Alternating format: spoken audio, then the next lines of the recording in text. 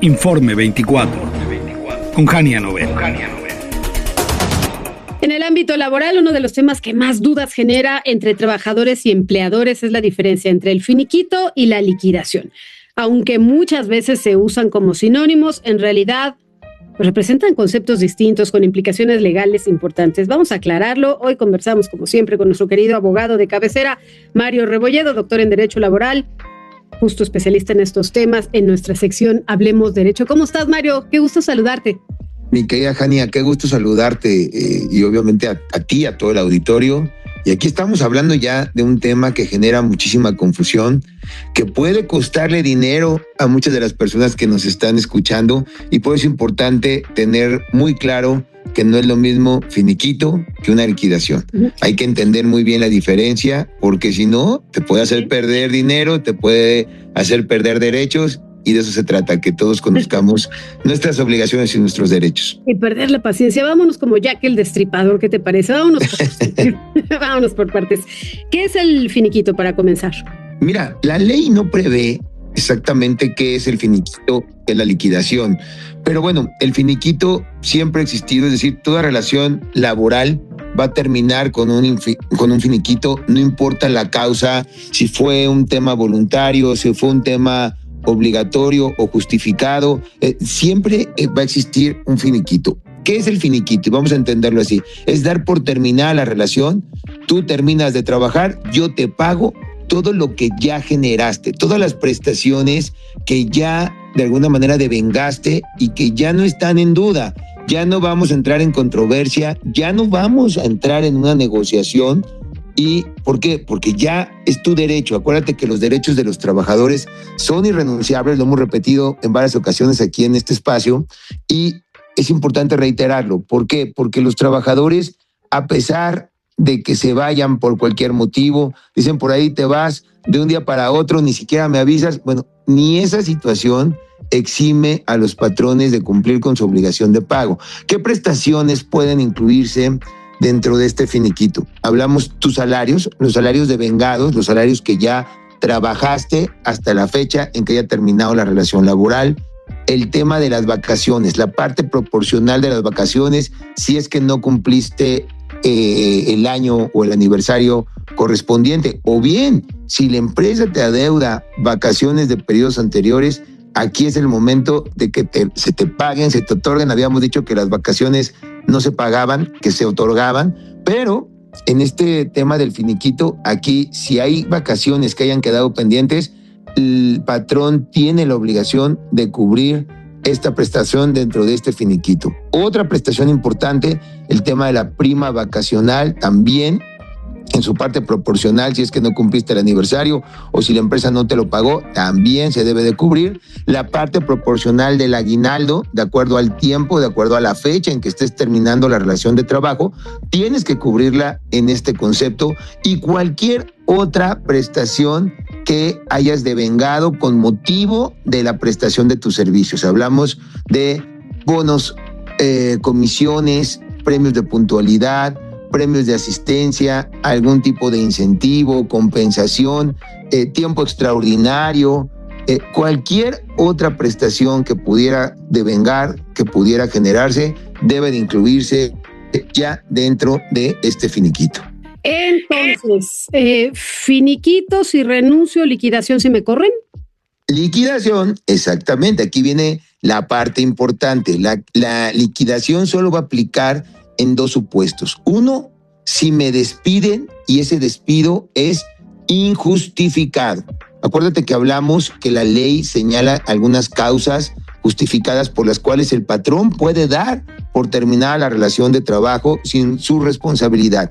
¿Cuáles pueden ser? Por ejemplo, hablamos de la falta de probidad o honradez, acumular más de 3 faltas en un periodo de 30 días, incurrir en actos de violencia, amagos, injurias, malos tratamientos en contra de los jefes, de los compañeros de trabajo, el tema del acoso laboral, que estés acosando laboralmente a uno o unos de tus compañeros o compañeras de trabajo, a tus jefes, a tus subordinados, etcétera. Todas estas causas que prevé la ley hablan de una rescisión del contrato. Si yo te rescindo a ti el contrato justificadamente, nos vamos solo por el finiquito, no habría una liquidación. La liquidación se genera cuando no se da ninguno de estos supuestos que marca la ley para poder rescindir justificadamente el contrato, o bien cuando, aun y cuando se dan, no tengo elementos para poder comprobar que el trabajador incurrió en estas causas. Por lo tanto, ese despido se torna injustificado. O bien, la otra es cuando el trabajador decide de manera unilateral rescindir el contrato de trabajo en contra del patrón. Igual por las causas que está estableciendo la ley, que en donde el patrón tiene esa responsabilidad y el trabajador obviamente queda eximido de cualquier responsabilidad. Él termina la relación de trabajo porque hay varias causas. Podemos señalar, entre otras, obviamente los malos tratamientos, el sufrir acoso laboral, el que le modifiquen las condiciones de trabajo. Esa es una causa importante, que no le paguen su salario en la forma y términos convenidos, que el patrón incurra también en alguna falta de probidad o honradez. O sea, hay diversas situaciones donde el trabajador tiene la facultad legal de poder dar por terminada esta relación, y con ello se genera el pago de liquidaciones. ¿Qué liquidaciones? Si tú eres objeto de un despido injustificado, hablamos que en esta liquidación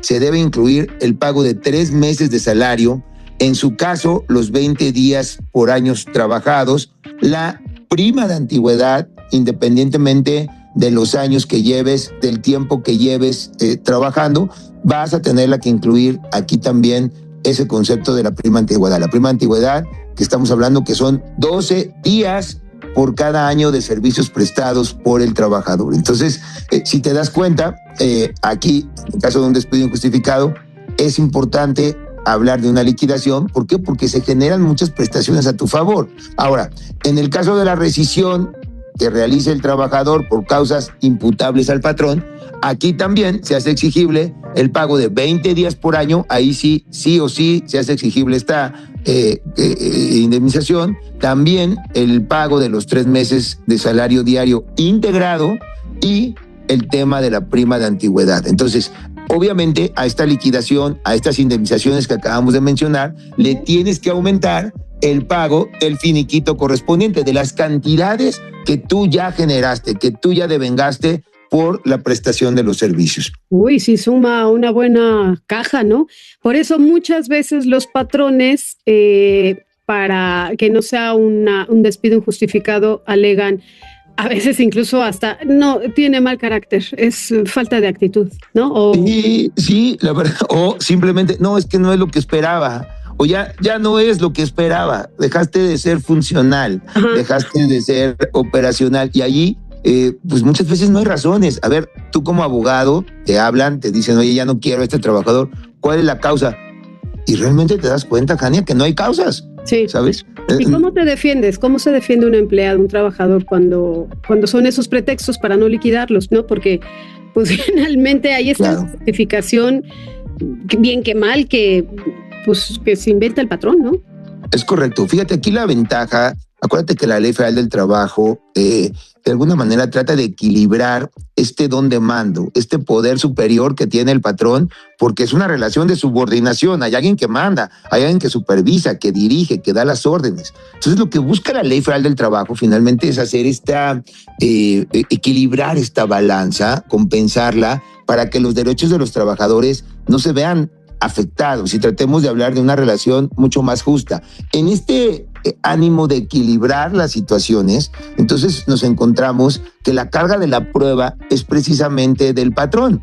El patrón hoy, en caso de acudir a un juicio, es el que tiene que acreditar si efectivamente el trabajador no fue objeto de un despido, o en su caso tiene que acreditar de manera fehaciente, de manera total, cuáles son las causas por las cuales le rescindió al trabajador. Por ejemplo, desobedeciste las órdenes que te di y no obstante que era el trabajo para el cual te contraté. Ok, acredítame primero cuáles eran las obligaciones.